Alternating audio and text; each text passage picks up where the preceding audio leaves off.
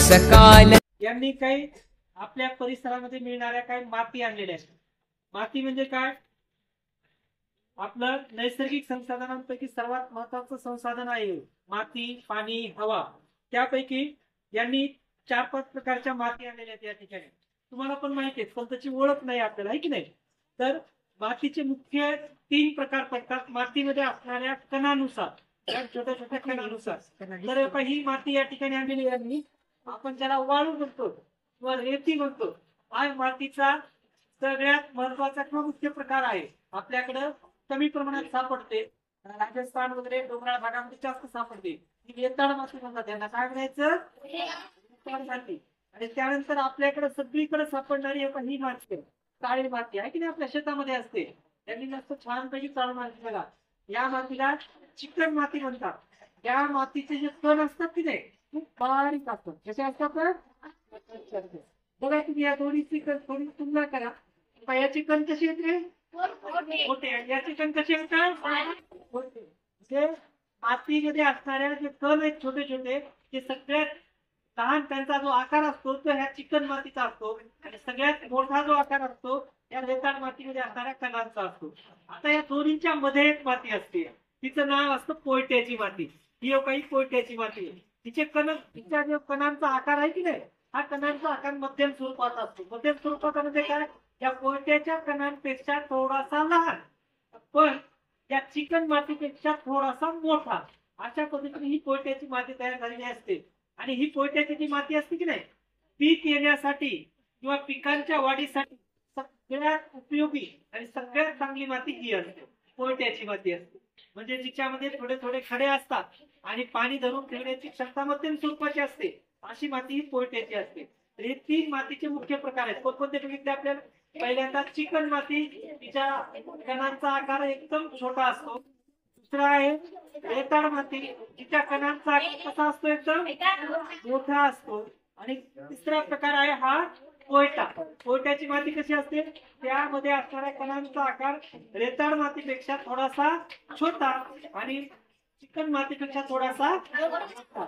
यामुळे ही पोयट्याची माती आहे पिकांसाठी खूप चांगली असते।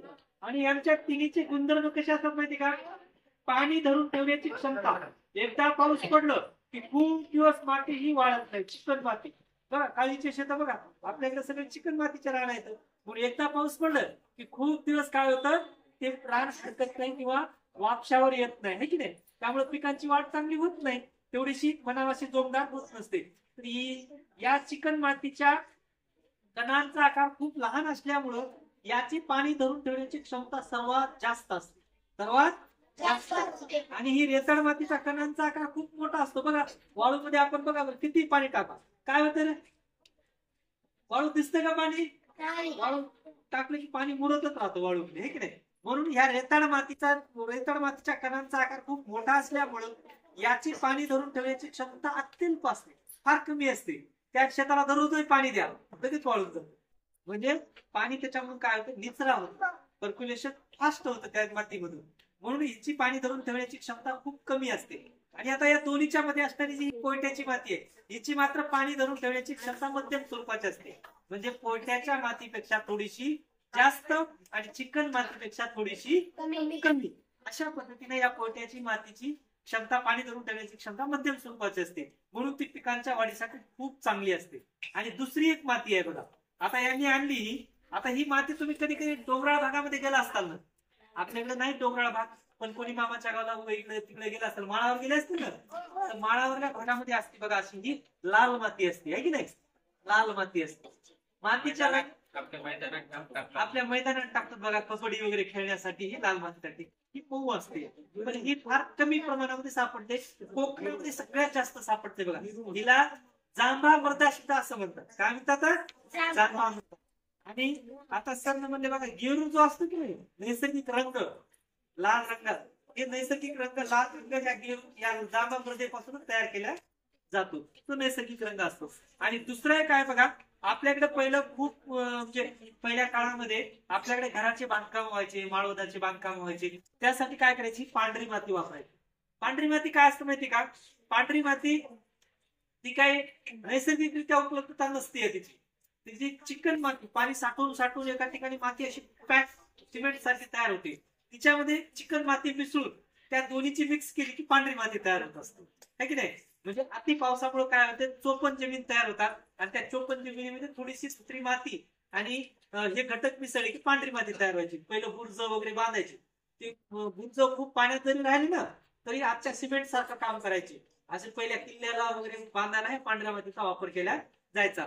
तर अशी ही पांढरी माती माणसानं तयार केली आहे. कुठं कुठं चिकन माती सापडते त्या ठिकाणी पांढऱ्या मातीच्या तिथं जास्त प्रमाणात तयार केल्या जाते. आणि ही नैसर्गिकरित्या सापडतात बाकीच्या माती. आणि याच्या पुढे आणखी वेगवेगळ्या रंगाच्या माती असतात, कुठं कुठं सापडतात. नारिंगी रंगाची माती पण सापडते, पिवळ्या रंगाची माती पण सापडते बघा. आता तुम्हाला आठवतंय महाराणात होता युद्ध घडलं हल्दी घाटीचं 1575 साली युद्ध घडलं अकबराबरोबर. त्या ठिकाणी काय होतं, हल्दी घाटी नाव आहे की नाही तुमच्या डोंगराचं नाव हल्दी घाटी. तर त्या डोंगर कसा आहे, पिवळ्या मातीचा डोंगर, एकदम हळदीसारखी माती दिसली, पिवळ्याची माती. तर अशा अनेक प्रकारच्या रंगानुसार जगामध्ये सुद्धा अनेक मातीचे प्रकार सापडतात. तर आज आपल्याला सगळ्यात महत्वाच्या 3 मातीचे प्रकार लक्षात ठेवायचे. एक म्हणजे चिकन माती, त्यानंतर रेताळ माती आणि त्यानंतर कोयट्याची माती, ज्या की आपल्याकडे सगळीकडे सापडतात. आणि त्यांची पाणी धरून ठेवण्याची क्षमता चिकन मातीची खूप जास्त, रेताळ मातीची खूप कमी आणि कोयट्याच्या मातीची सगळ्यात म्हणजे मध्यम स्वरूपाची पाणी धरून ठेवण्याची क्षमता असते. तर छानपैकी तुम्ही हे केला, पण तयारी जरा कमी पडेल, काय माहिती काढली.